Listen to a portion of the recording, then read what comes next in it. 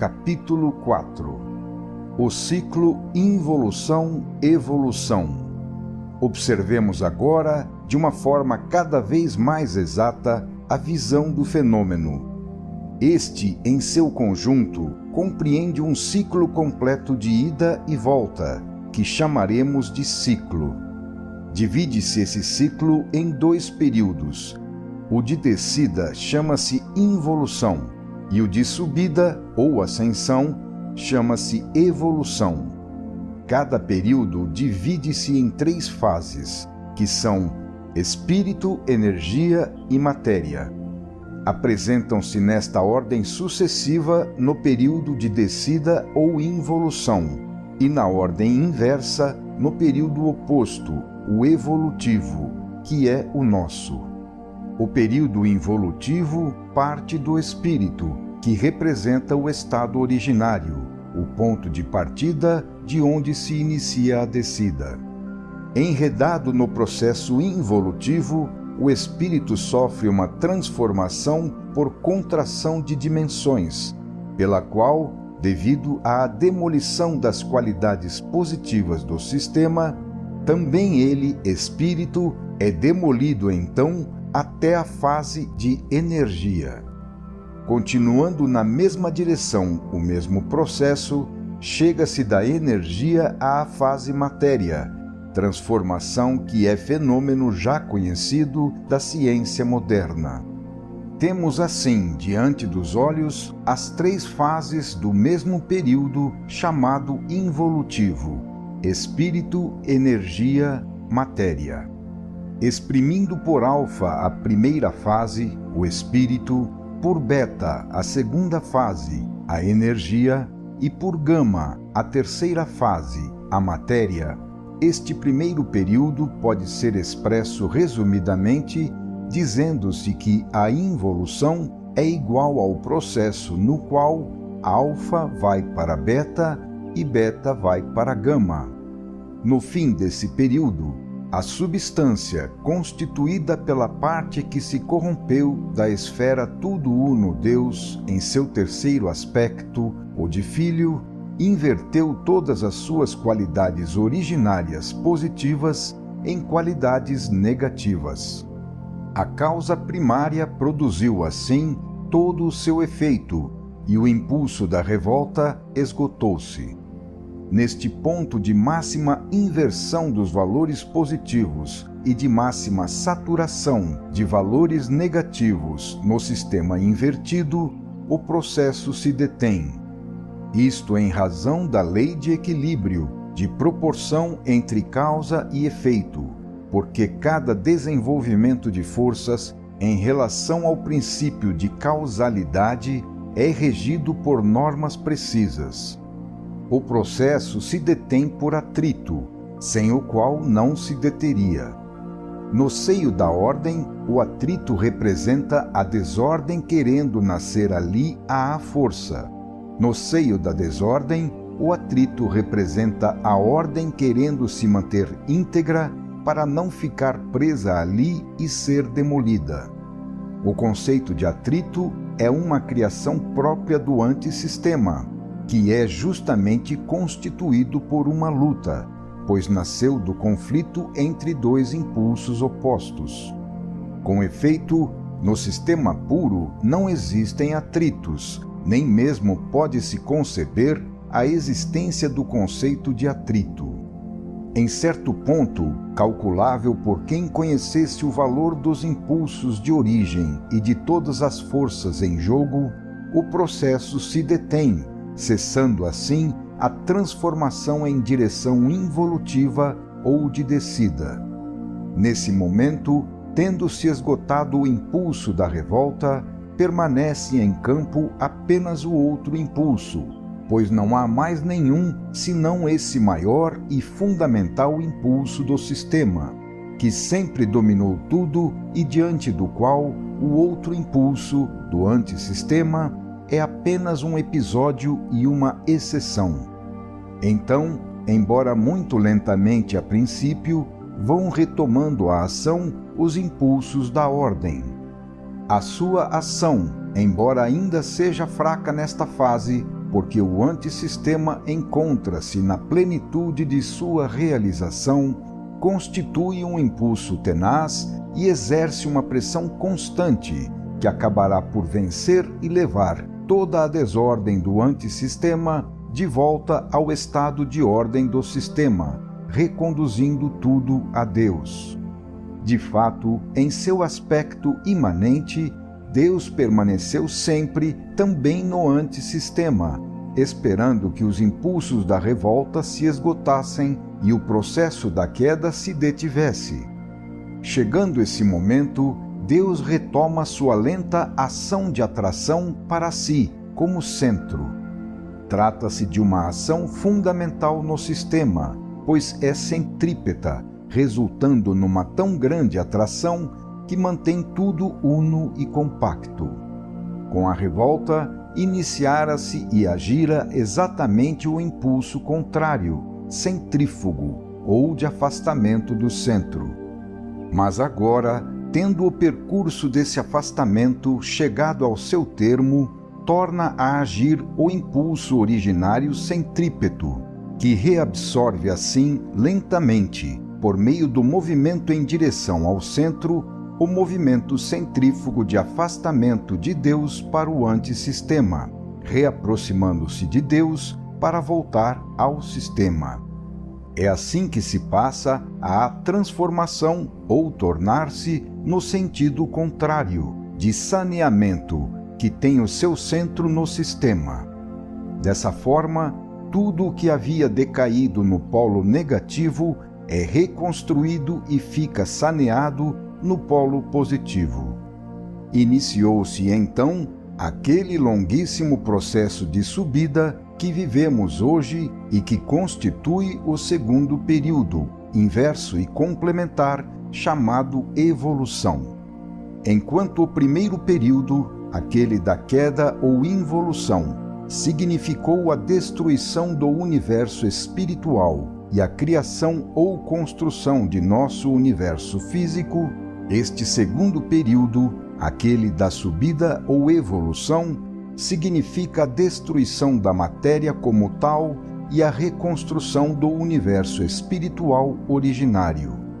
Tendo sido o próprio espírito que espontaneamente quis se enclausurar no cárcere da matéria, transformando-se deliberadamente nesta forma corrupta da substância, é lógico que esse mesmo espírito deva também, vivendo dentro daquela forma muito longamente, como princípio animador, fazer todo o esforço para transformá-la e restituí-la de volta ao seu estado originário e íntegro de espírito. Em tudo isso está sempre presente, como dissemos, o auxílio de Deus. Mas embora a sua presença garanta a segurança da vitória, o árduo esforço da evolução e do progresso compete todo à criatura, cabendo a nós, humanos, o presente trecho da estrada. O nosso caminho não é ao acaso. Esta visão nos explica claramente qual é o ponto de partida e o ponto de chegada.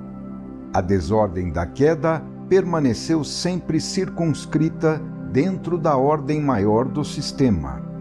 Portanto, tudo é sempre guiado, encaminhado, até mesmo a explosão das forças negativas está enquadrada nos grandes esquemas da lei. Por um sábio jogo de forças, reações e recuperações, tudo, também o mal, o erro e a dor, é sempre reconduzido ao telefinalismo supremo, fio condutor pelo qual tudo retorna a Deus. A meta não foi deixada ao acaso, mas já estava pronta, estabelecida desde a partida, que é o ponto de chegada, onde tudo permanece fechado no mesmo ciclo. Desse modo, a visão nos permite colocar em foco também a nossa atual posição como seres humanos no seio do grande organismo do todo uno Deus. Através de longuíssimo caminho de evolução, o homem subiu uma parte da montanha e está saindo da animalidade.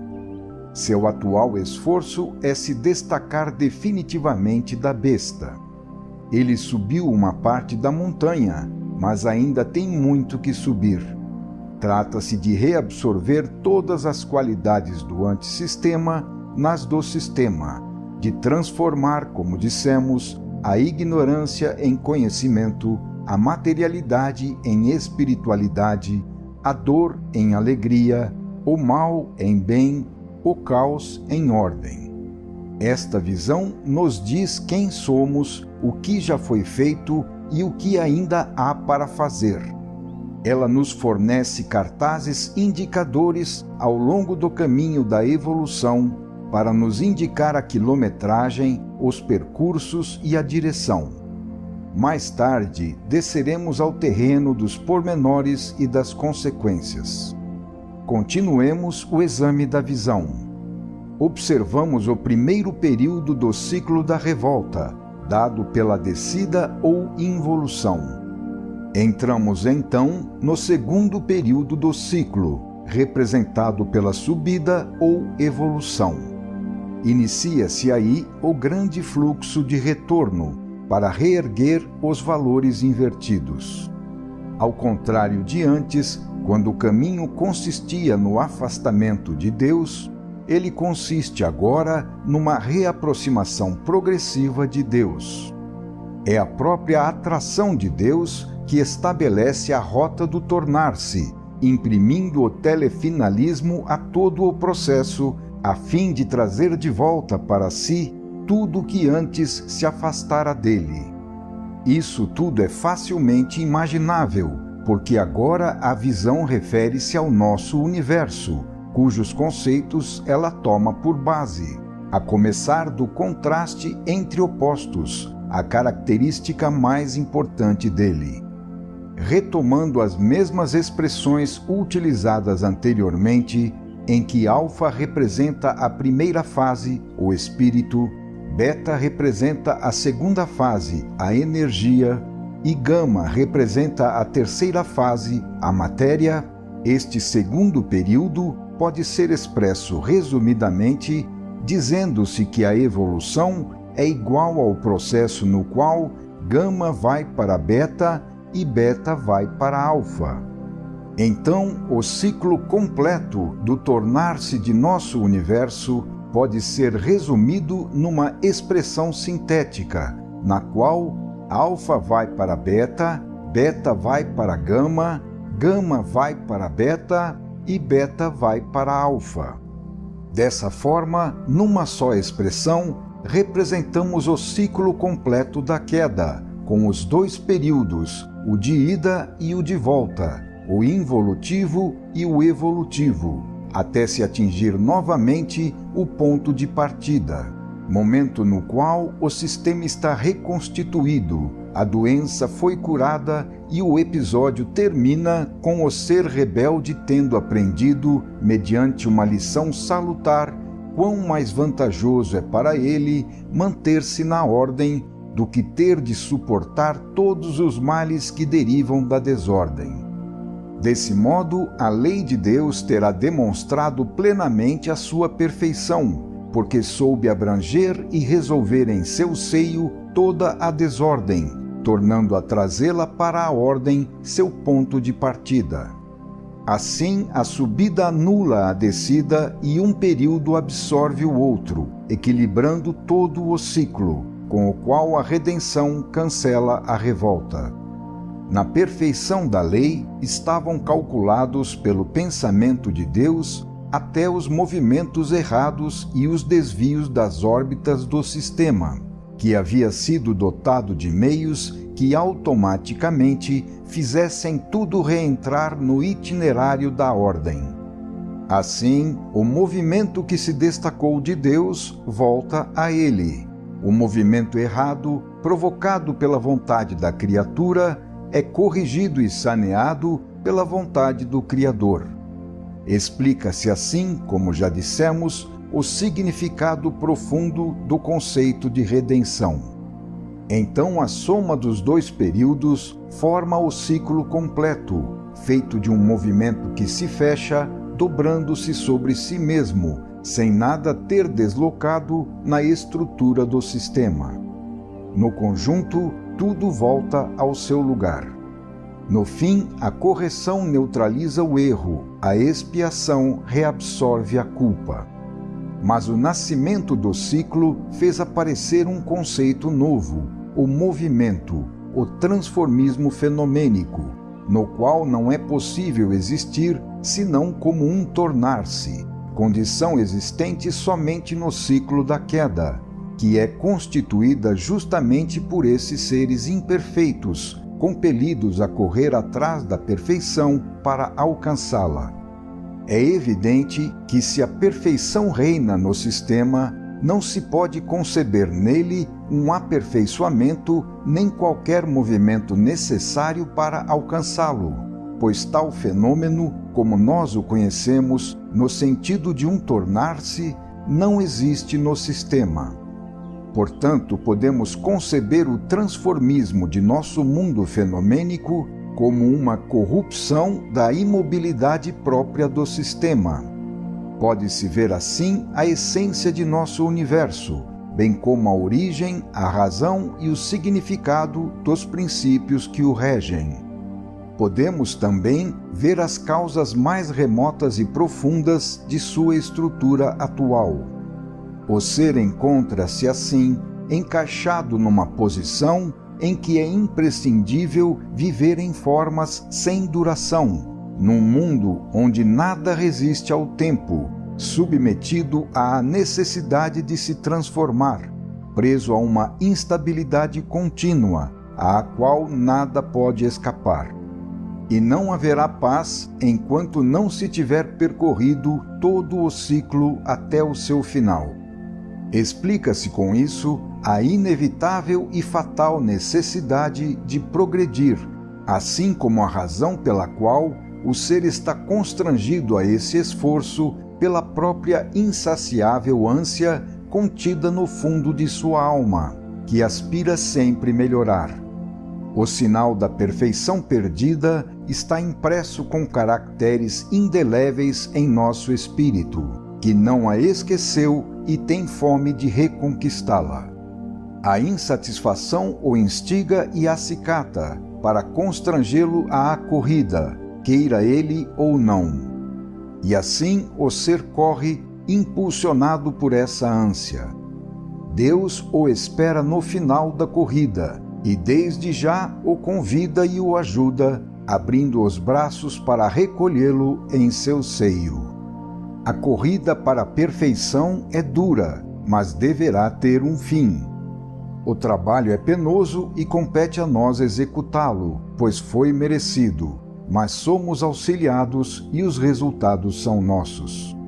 A visão satisfaz, como desenvolvimento de forças, a todas as leis de nosso mundo físico e dinâmico, bem como as da justiça e da ética. O ser deverá viver na febre da insatisfação até que seja satisfeito. Terá de viver no mal e na dor até que tenha aprendido, à sua custa, a viver com disciplina na ordem da lei. Assim, na escola da dura experiência, o ser aprenderá que sua vantagem maior não consiste em se rebelar contra a lei, como se faz na terra, mas sim em obedecê-la. E dessa forma, ele passará de classe em classe nessa escola, aprendendo cada vez mais e melhorando. A mancha levada à originária pureza do sistema deve ser toda limpa com nosso suor. Enquanto não realizar isto, o espírito terá de viver a serviço das necessidades materiais de sua forma física, devendo voltar a se encarnar e fundir-se com ela para que ele desmaterialize essa matéria, levando-a até a condição de espírito e aprenda a não mais gerá-la com sua desordem. Não há outra solução possível que consiga destruir essa forma da substância que se chama matéria.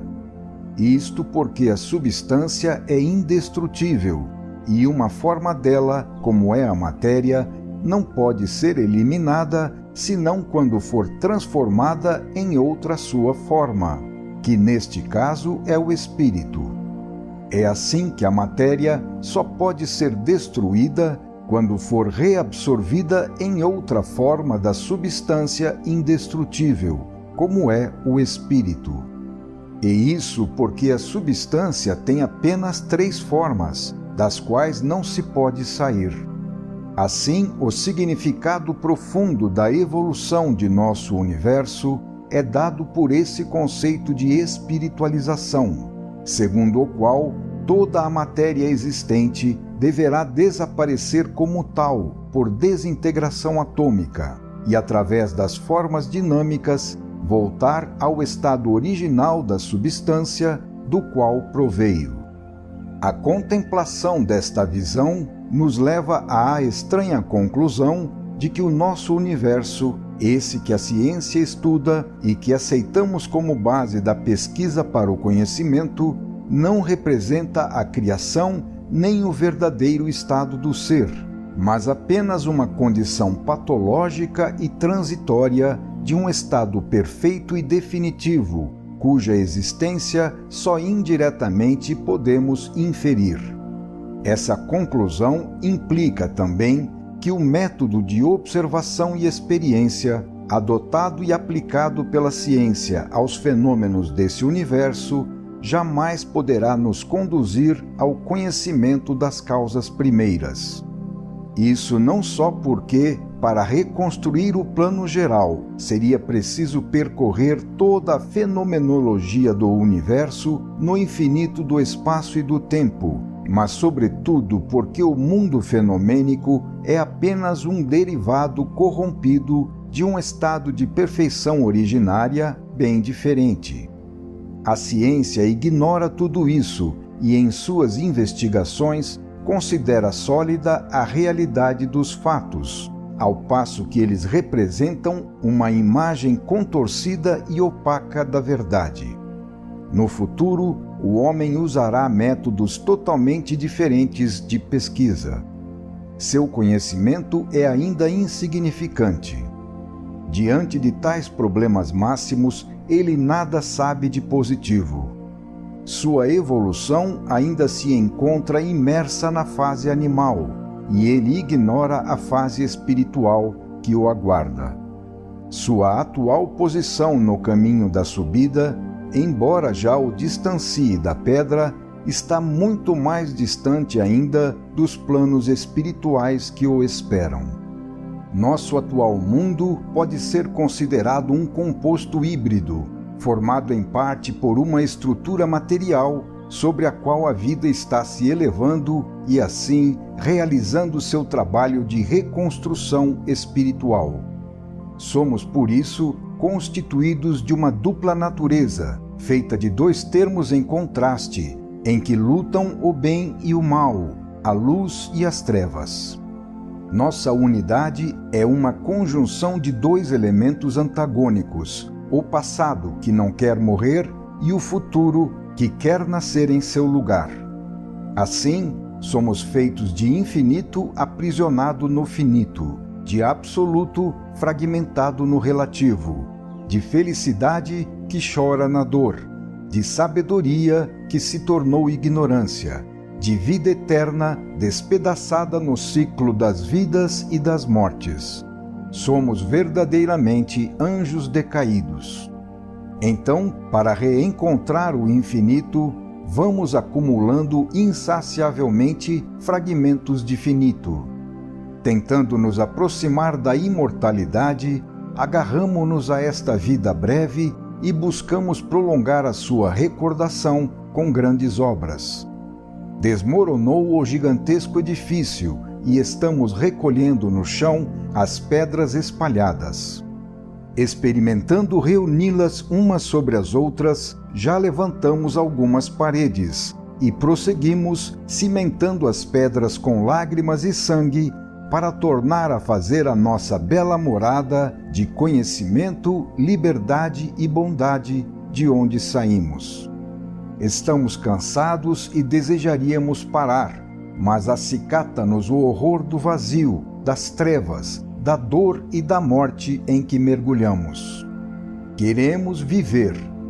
A centelha divina originária do Espírito, embora sufocada nas angústias da morte, não pode morrer. Ela sobreviverá a todas as lutas e a todas as dores, até que o organismo imperfeito, correndo em busca da perfeição, torne a encontrá-la e assim saneie tudo, para poder reentrar no seio do grande organismo perfeito de onde saiu, o tudo uno Deus. Chegando a este ponto, verificamos que a visão nos levou ao âmbito do tema desenvolvido em A Grande Síntese. Só agora, ao termos diante dos olhos toda a visão, podemos perceber que aquele tratado abrange apenas uma parte dela, não esgotando o problema como muitos pensaram. Na verdade, após haver feito no princípio uma breve referência ao primeiro período, o involutivo, aquele volume aceita o fato consumado, sem indagar seus precedentes e suas causas, dirigindo-se para a estrada que devia percorrer, aquela correspondente ao segundo período, o evolutivo. A Grande Síntese nos mostra o percurso desse caminho ascensional em sua origem a partir da matéria e sua evolução através das formas da energia e depois da vida mineral, vegetal e animal, subindo sempre em direção ao homem, ao seu espírito, ao seu mundo social e moral, até o seu futuro nos mais altos planos da existência. É isto o que está contido naquele volume. Ele vai da matéria para o espírito.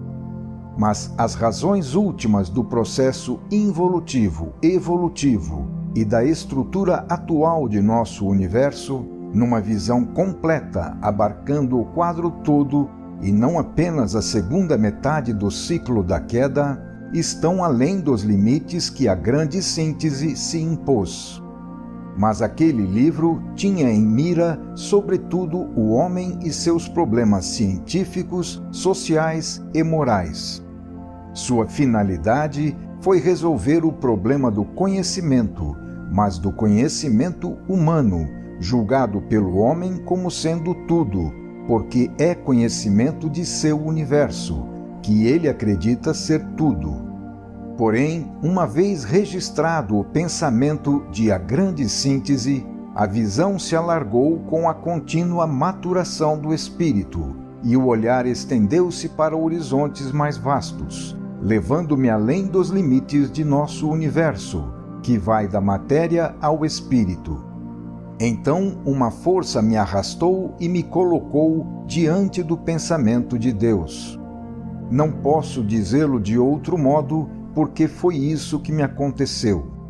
Tive a sensação nítida de que a fonte da inspiração não era mais Cristo, o Filho, que em A Grande Síntese falara aos homens sobre os problemas deles, mas sim o Pai, o Verbo Criador, que queria lançar luzes sobre os problemas máximos, cuja solução está além das capacidades racionais e dos meios de investigação do homem.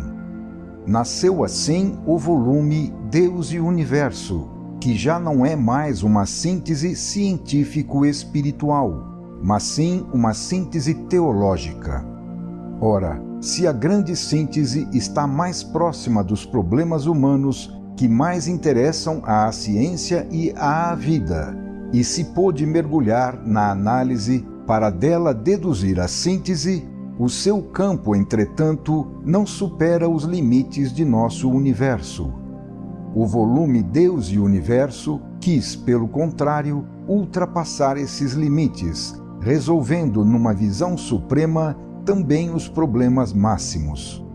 Levando isso em conta, a Grande Síntese fica enquadrada no sistema deste segundo volume como um momento dele. Se ela representa a síntese do conhecimento humano, Deus e o Universo representa a síntese do conhecimento divino. Somente assim o quadro está completo, tornando-se possível ver quanto conhecimento ainda havia além daquele primeiro tratado, pois esta última visão nos levou para além de todas as nossas dimensões, diante do absoluto e do infinito. Estes confrontos nos permitem aprofundar alguns conceitos de A Grande Síntese. Nos seus primeiros capítulos, aquela obra nos leva ao infinito, de onde tudo derivou, explicando que as fases alfa, o espírito, beta, a energia, e gama, a matéria, não esgotam todas as dimensões do ser, mas que elas se estendem de mais infinito a menos infinito, resultando que a queda ou involução não foi de alfa para gama, mas sim de mais infinito para menos infinito, e que no sentido inverso, a subida ou evolução não foi de gama para alfa, mas sim de menos infinito para mais infinito. Desse modo, o ciclo da queda aqui examinado, em que alfa vai para beta, beta vai para gama, gama vai para beta e beta vai para alfa, não esgota todo o seu caminho, que para o período da descida ou involução deveria ser de fato dado por mais infinito vai para menos infinito e menos infinito vai para mais infinito. Ou mais exatamente, mais infinito decai por estados intermediários de mais y para mais x, de mais x para alfa, de alfa para beta, de beta para gama, de gama para menos x, de menos x para menos y, decaindo por estados intermediários até menos infinito. Em continuação, para o período da subida ou evolução, deveria ser ao contrário, resultando na expressão anterior em posição invertida, em que menos infinito eleva-se por estados intermediários de menos y para menos x, de menos x para gama, de gama para beta, de beta para alfa, de alfa para mais x, de mais x para mais y, elevando-se por estados intermediários até mais infinito. Em outras palavras, o desmoronamento das dimensões não seria aquele possível de percebermos em nosso universo, mas sim um desmoronamento muito mais vasto, tendo seus dois termos extremos situados, como é lógico, no infinito, que é a dimensão do tudo uno Deus, de onde tudo derivou e para onde tudo volta. A Grande Síntese desenvolve esta segunda parte do ciclo para as fases gama, beta e alfa, que são as que mais interessam ao homem e ao seu universo. Mas agora podemos compreender como esses limites dilatam-se ao infinito e como o que é chamado ali de criação, no sentido comum, refere-se apenas ao homem, pois exprime da queda somente uma das suas fases na série de criações sucessivas, como explicado em A Grande Síntese. Temos assim, no polo mais infinito, o sistema em sua plenitude, ao passo que no polo menos infinito temos sua completa destruição no negativo, que se verifica na plenitude do antissistema. Desta forma, temos na extremidade mais infinito a ordem perfeita, que após o período de involução transmuda-se em caos no extremo oposto, menos infinito, com a destruição completa da ordem do sistema. E ao contrário, tornando a subir o caminho do período de evolução, saímos do caos completo do extremo menos infinito e chegamos à ordem perfeita da extremidade oposta, mais infinito. Assim, no circuito de todo o ciclo da queda, o segundo período, aquele de reconstrução, compensa e equilibra o primeiro, de destruição, anulando-o. Somente assim o plano de A Grande Síntese fica perfeitamente compreensível em suas origens e em suas últimas consequências. E só agora também, depois que esgotamos o tema do volume Deus e o Universo, podíamos chegar a uma visão global do Tudo Uno Deus. De acordo com as duas expressões já expostas, que vão de mais infinito a menos infinito no período de involução, e ao contrário, de menos infinito a mais infinito no período de evolução, os dois períodos podem ser sintetizados sob o ponto de vista do estado que atingiram em seu ponto de chegada nas duas seguintes expressões limites. Primeira, no limite do universo ou sistema de universos, no instante máximo final do semiciclo ou período involutivo, ou também tempo inicial do semiciclo ou período evolutivo, a substância, através do tornar-se ou transformismo fenomênico, vem a se encontrar toda ela no estado de infinito negativo. Segunda, no limite do universo ou sistema de universos, no instante máximo final do semiciclo ou período evolutivo, instante final de todo o ciclo, em que tudo está reconstituído no estado inicial, a substância, através do tornar-se ou transformismo fenomênico, vem a se encontrar toda ela no estado de infinito positivo. A primeira expressão nos revela o estado alcançado pela parte decaída do terceiro aspecto do Tudo Uno Deus, o Filho, no fim da primeira metade do ciclo, ou período de descida involutiva, estado este totalmente negativo, de completa destruição do sistema, no caos do antissistema, no menos infinito. A segunda expressão nos revela o estado alcançado pela referida parte decaída no fim da segunda metade do ciclo, ou período de subida evolutiva, estado este totalmente positivo, de completa reconstrução do sistema em sua ordem no mais infinito. Unem-se assim as duas expressões, revelando-nos as duas metades do mesmo ciclo. A primeira, que se pode chamar de expressão da queda ou destruição, completa-se com a segunda, que se pode chamar de expressão da reconstrução. As duas expressões nos dão, assim, a imagem sintética das duas metades inversas e complementares de todo o ciclo. A primeira, partindo de mais infinito, mostra-nos seu ponto de chegada em menos infinito. A segunda, ao contrário, tem seu ponto de partida em menos infinito e conclui seu caminho em mais infinito, seu ponto de chegada. Fica assim expresso o ciclo completo, que foi formulado anteriormente como mais infinito vai para menos infinito e menos infinito vai para mais infinito, ou seja, sistema vai para antissistema e antissistema vai para sistema. Tudo termina em mais infinito de onde havia partido, e as duas expressões, a de ida e a de volta, fundem-se numa só. A segunda, que se pode chamar a expressão resolutiva do universo, completa e fecha o ciclo. Assim, o princípio e o fim acabam se sobrepondo e o ciclo fecha-se sobre si mesmo.